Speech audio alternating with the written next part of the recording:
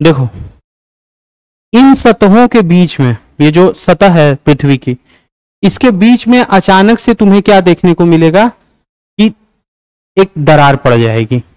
जैसे इस दीवार में क्या पड़ जाए, दरार। ठीक है, अब मान लो इस दीवार में अगर दरार पड़ गई तो जो ऊपर की छत पड़ी हुई है ये इसको कुछ देर तक रोके रहेगी। रोके तो ऐसा तो नहीं दरार पड़ी और भट्ट से अलग हो गया, नहीं होगा। कुछ देर तक वो क्या होंगे, रुके रहेंगे। रुके रहने के बाद फिर क्या होगा, कुछ दिन तक जब तक लोड झेल रहा है, फिर अचानक से ये वाली जो दरार पड़ी है ना जिस रॉक में, जिस चट्टान में, तो एक चट्टान अलग सरक जाएगी, एक चट्टान अलग सरक जाएगी। मतलब समझ लो ना, ये जैसे मान लो दरार अगर पड़ गई यहां, तो जब तक रुके हैं, अचानक से ये ऊपर की तरफ चली जाएगी, ये नीचे की तरफ चली जाए, ऐसे सटक गए।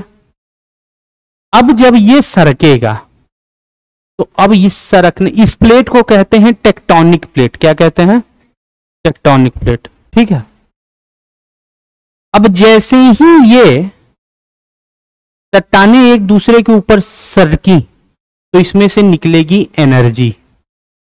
बात समझ रहे हो ना, जैसे ये दीवार अगर टूटी तो तुम देखोगे कि धड़ धड़ धड़ धड़ धड़ धड़ धड़ करते हुए वहां तक सारी दीवारें गिर जाएंगी। क्यों, क्योंकि यहां से जो एनर्जी निकली वो सारी एनर्जी वहां तक पहुंच गई, अंत तक। बात समझ रहे हो ना। या एक और एग्जांपल बताएं तुमको,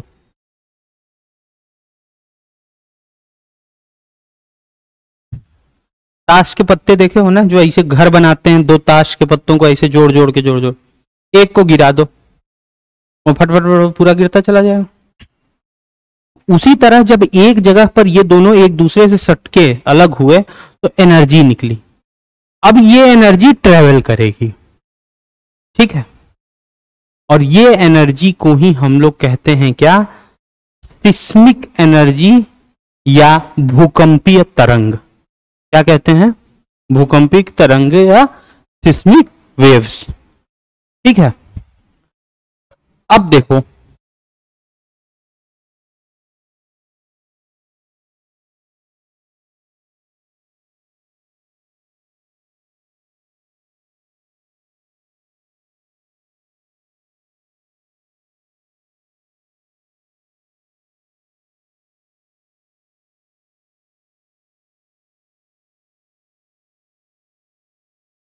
मान लो ये वो जगह है जहां पर की चट्टान टूट करके अलग हुई है और यहां पर एनर्जी यहां से निकली है। बात समझ रहे हो ना, पूरी चट्टान में ये वो जगह है, पर्टिकुलर वो जगह जहां से की एनर्जी अब निकलेगी, जो भूकंपीय तरंग है जहां से निकलेगी, ये वो जगह है। इस जगह को हम लोग क्या कहते हैं बेटा, इस जगह को हम कहते हैं वह स्थान जहां से ऊर्जा निकलती है, उसे भूकंप का उद्गम केंद्र, उद्गम मतलब अब यहीं से भूकंप निकलेगा, उद्गम केंद्र या फोकस कहते हैं। इसे अवकेंद्र भी यानी हाइपोसेंटर भी कहा जाता है। ठीक, तो यहां से मान लो अगर भूकंप की वो वेव निकल रही है तो इसे हम क्या कहेंगे, हाइपो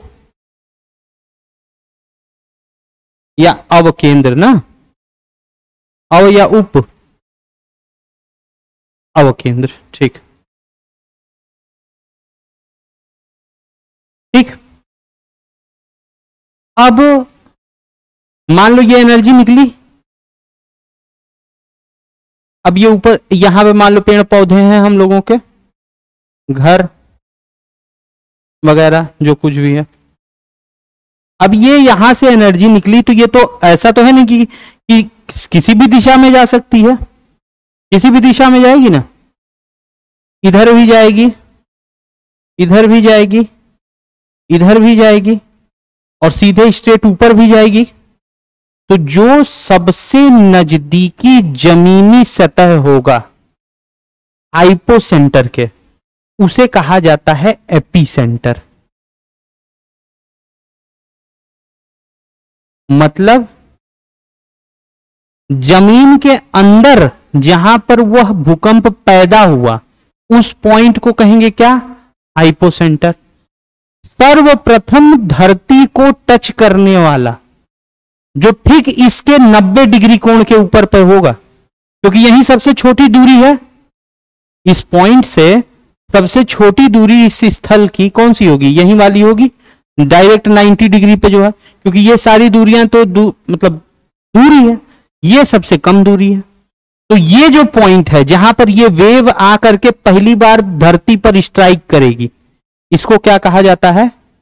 एपिसेंटर। इसे कहते हैं अधिकेंद्र। बात समझ रहे हो कि नहीं?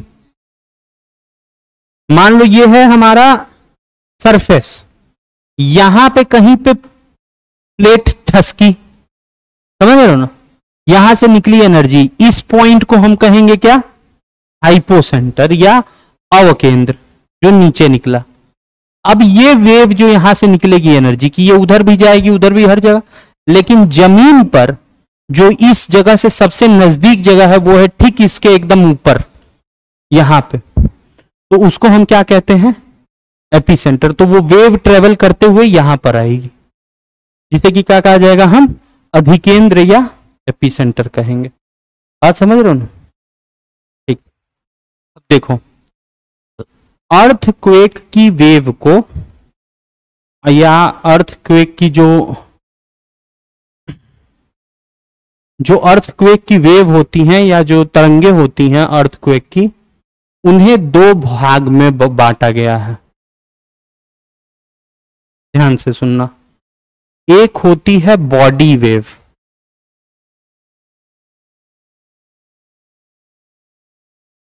और एक होती है सरफेस वेव।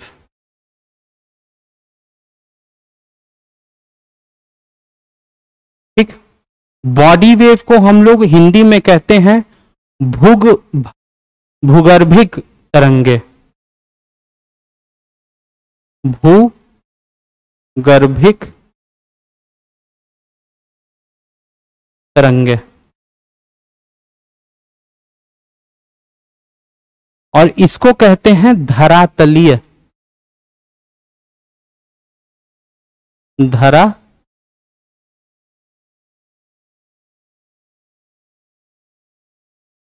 तरंगे।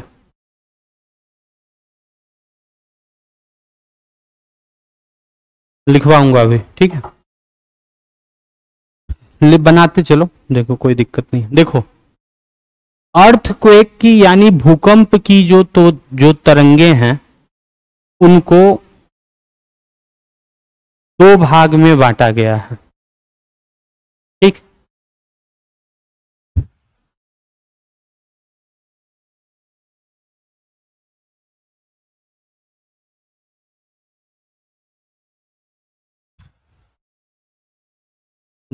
ठीक है, अब देख लो, इधर समझ लो। पहले अर्थक्वेक की जो तरंग है, पूरी अर्थक्वेक की अभी हम बात कर रहे हैं, उसको दो भाग में बांटा गया है। एक का नाम है क्या? भूगर्भिक तरंगे यानी कि बॉडी वेव। दूसरा क्या है? Surface wave.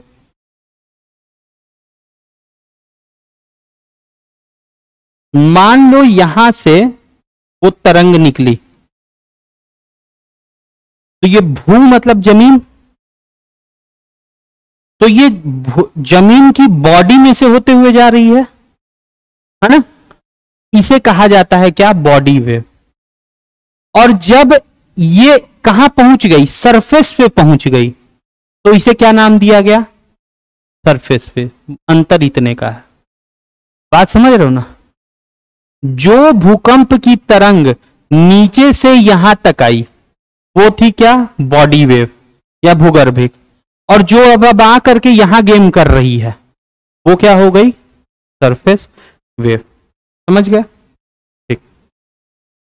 अब ये हमें बताओ,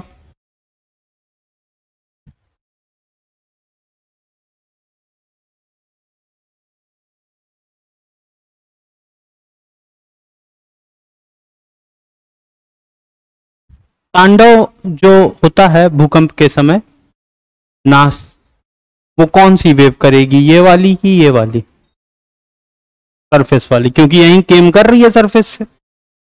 अब याद रखना बॉडी वेव को फिर से दो में डिवाइड किया गया है, ठीक है। एक है प्राइमरी वेव यानी कि प्राथमिक तरंग है, और दूसरी है सेकेंडरी वेव, ठीक। ये लिख लो, देखें इसमें क्या दिया है प्राइम,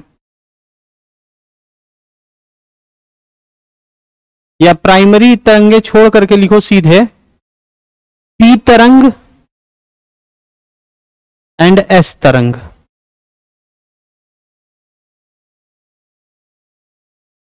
ठीक है। पी तरंग और एस तरंग,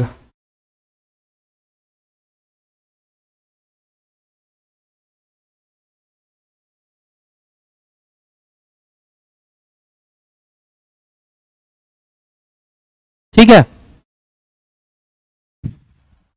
और सरफेस वेव को दो में फिर से डिवाइड कर देना, एक लिखना रेलिग और दूसरा लिखना लव,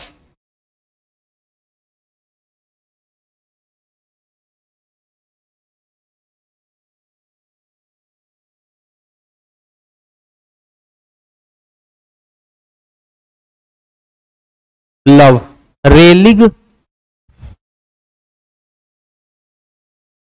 और लव, लव मतलब वही वाला लव, ठीक है। तो अब देखो फिर से मैं तुमको समझा रहा हूं एक बार, इसी में अर्थक्वेक तुम्हारा हो जाएगा।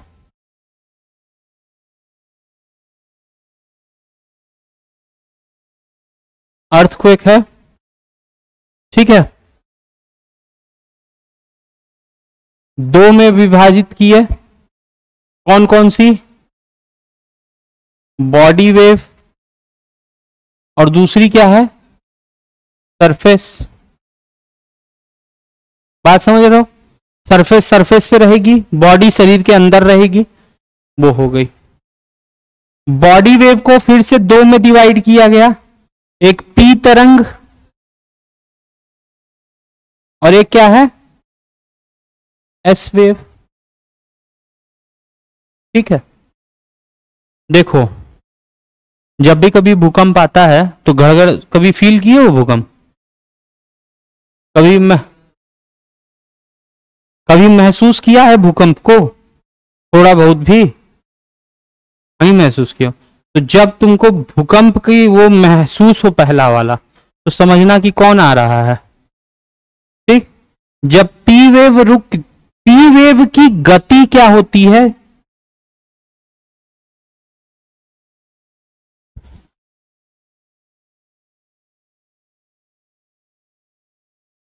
पी वेव की क्यों नहीं चल रहा है ये,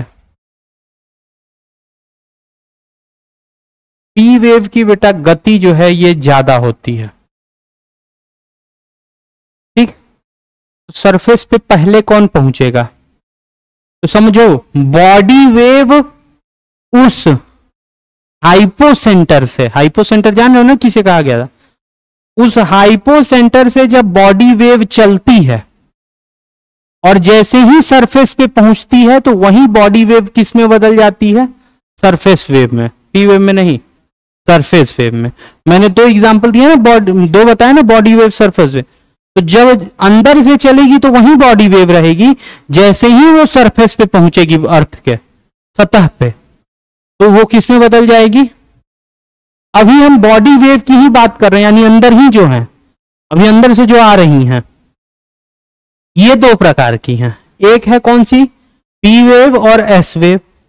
पी वेव की गति ज्यादा है तो सरफेस पर पहले कौन पहुंचेगी, पी वेव, ठीक।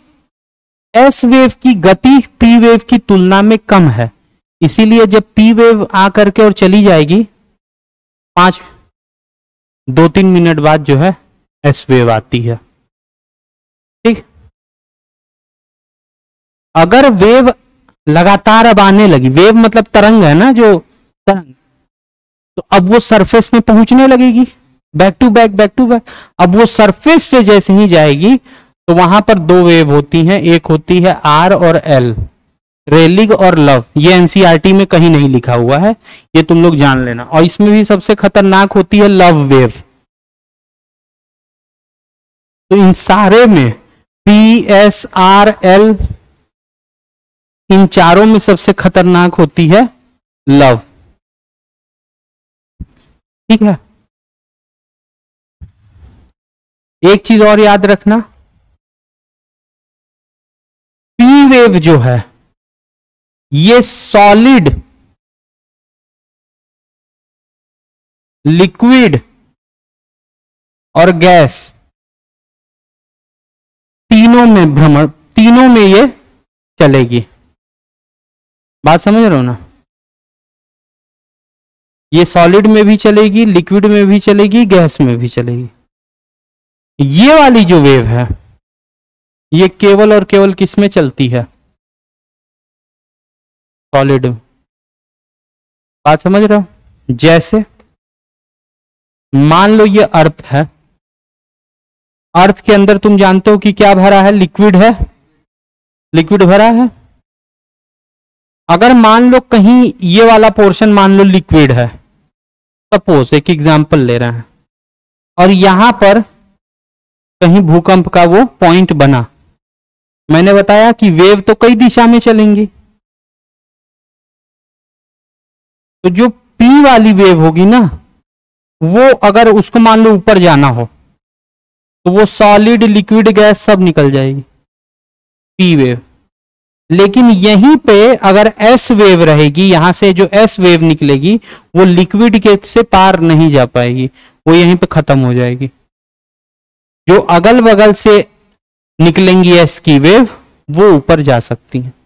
तो पी जो है वह किस में चलेगी, और एस जो है वह किस में? केवल सॉलिड में चलेगी। ठीक है, इन सब चीजों को नोट डाउन कर लो।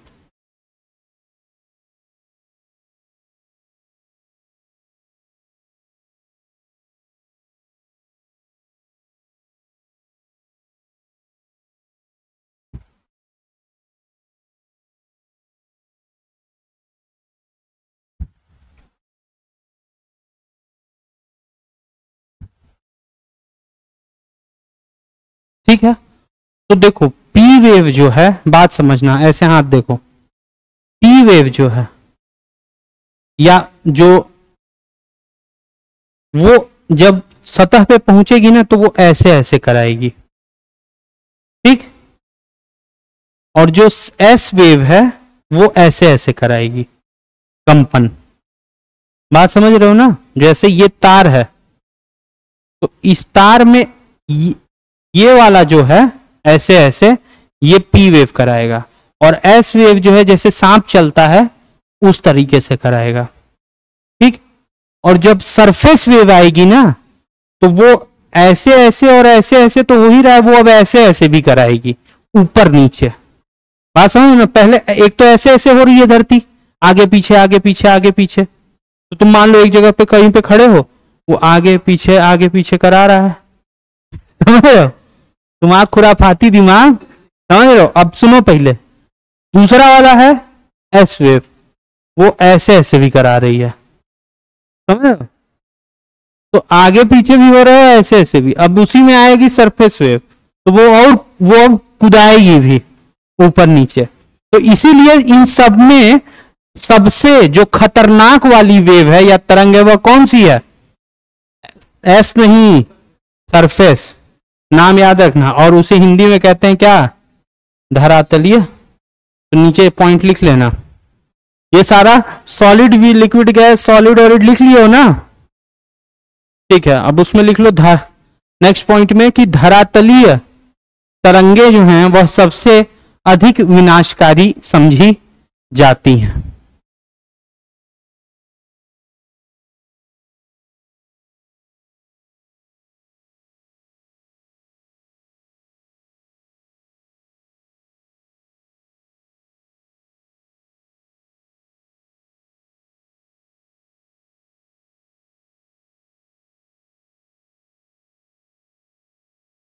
कल इब्राहिम कितने बजे से तुमको जाना है? आज ही निकल जाओ। ठीक, अब भूकंप के प्रकार कौन कौन से हैं ये देख लेते हैं। तो पहला है सामान्यतः विवर्तनिक या टेक्टोनिक भूकंप कहते हैं, जो कि हमने चट्टानों के सरक जाने से उत्पन्न होते हैं, पहला वाला जो हमने तुमको बताया। दूसरा है वॉल्केनिक यानी ज्वालामुखीय, कहीं ज्वालामुखीय फटा उससे भूकंप हो गया। तीसरा है कभी कभी क्या कि खनन के क्षेत्र में कहीं पर खूब खनन किया जा रहा है, बहुत भारी मलबा गिर गया, समझ रहे हो ना। जैसे मान लो अभी वहीं पे बाथरूम है जहां पे, वहीं पे कोई उठा करके वो 50 किलो का बोरा पटक दे, तो यहां तक कंपन महसूस होती है ना, उसी प्रकार का समझो। हाँ बिल्कुल, क्रशर मशीन जहां लगे हैं, ठीक है। दूसरा है एक्सप्लोशन यानी विस्फोट से, कहीं परमाणु बम जब मारा जाता है तो वहां भी भूकंप के झटके महसूस होते हैं काफी दूर तक, ठीक है। कहीं कहीं पर बांध, बड़े बांध वाले क्षेत्रों में कभी बांध अगर टूट गया पानी का तो भी हमें भूकंप देखने को मिल सकते हैं। अब देखो भूकंपों की माप, हेडिंग डाल लेना, भूकंपों की माप।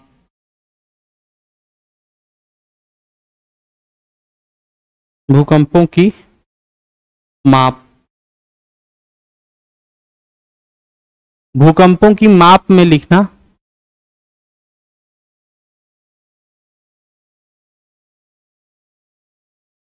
भूकंपीय तीव्रता के आधार पर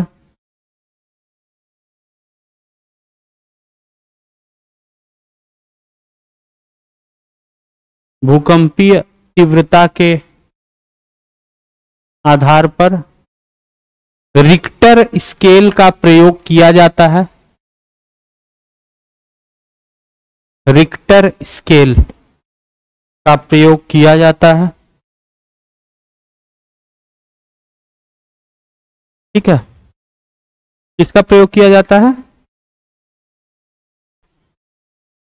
ठीक। और दूसरा लिखना आघात की तीव्रता के आधार पर, आघात की तीव्रता के आधार पर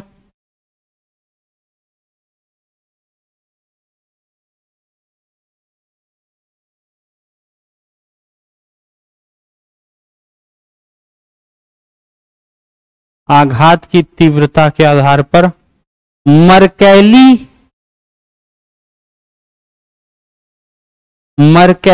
स्केल का प्रयोग किया जाता है। मर्कैली स्केल का प्रयोग किया जाता है, ठीक। मर्कैली, ये दोनों अंडरलाइन कर लेना, रिक्टर और मर्कैली को, ठीक है।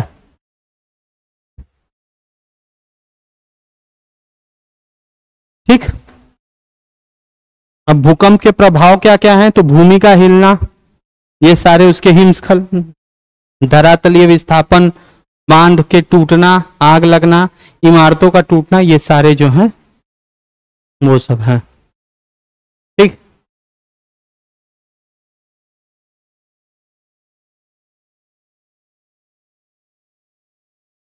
तो अब नेक्स्ट जो है हमारा है जो हमारा पृथ्वी की संरचना अगर हम देखें तो उसमें ऐसे समझो, बहुत ज्यादा इसमें समझाने की जरूरत नहीं है। पृथ्वी को 3 भागों में बांटा गया है। सबसे ऊपर वाला वह कूड़ा जो हमने बताया था, जो कलेक्ट हुआ था, उसे कहा गया था स्थल मंडल या भूपर्टी तथा ऊपरी सर्वाधिक ठोस, ठीक है ना।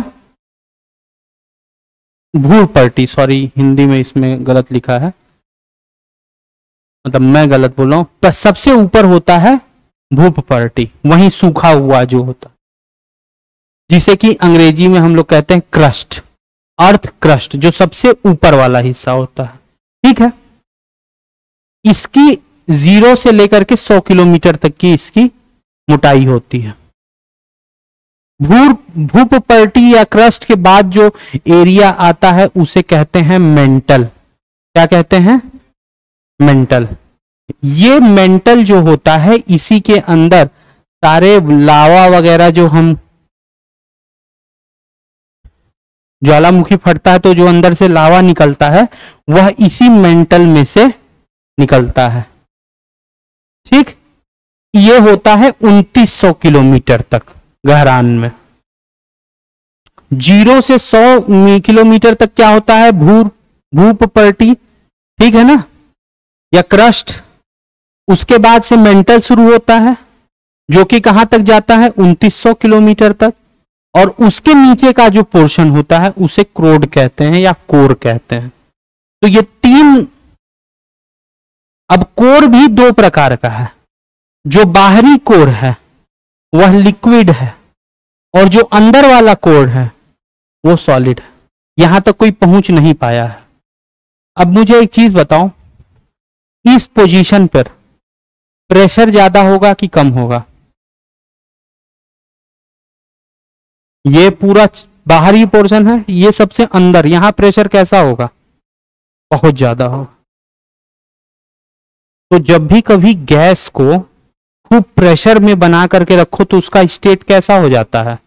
वह उसकी अवस्था कैसी हो जाती है? लिक्विड की। एलपीजी सिलेंडर होता है ना, उसको जब हिलाओगे तो अंदर लगता है कि पानी भरा हुआ है, लेकिन खोल दो तो पूरा गैस है। चूंकि इतना प्रेशर दिए हैं कि वो गैस से किस में बदल गया है? लिक्विड में। इसीलिए उसका नाम है लिक्विफाइड पेट्रोलियम गैस। यानी यह वह गैस है जिसका क्या कर दिया गया है? द्रवीकरण कर दिया गया है, लिक्विफिकेशन कर दिया गया। अब ये बताओ, लिक्विड, हमने गैस पर खूब प्रेशर लगाया तो वो किस में बदल गया? और लिक्विड पे और प्रेशर लगा देंगे तो वो किस में बदल जाएगा? सॉलिड में। समझ रहे हो?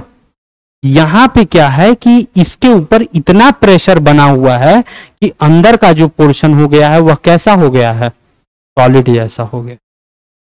हाई टेम्परेचर और हाई प्रेशर। बात समझ रहे हो? तो अर्थ के 3 भाग।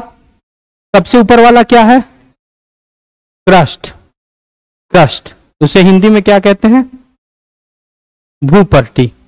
ठीक है। क्रस्ट के बाद क्या आता है? मेंटल। मेंटल के अंदर ये जो ज्वालामुखी में जो भी लावा वगैरह होते हैं यह मेंटल में होता है। और सबसे अंदर क्या होता है? कोर। कोर भी 2 हिस्सों में है। जो बाहरी कोर है वह द्रवीय में है अवस्था में, और जो सबसे अंदर वाला क्रोड है वह किस में है? ठोस में। ठीक है, तो इसको आज अभी यहीं रहने देते हैं। नेक्स्ट क्लास में कल हम लोग आगे की बात। थोड़ा सा मुझे आज कुछ काम भी है। कल सुबह 8:30 बजे, फिर 8 बजे में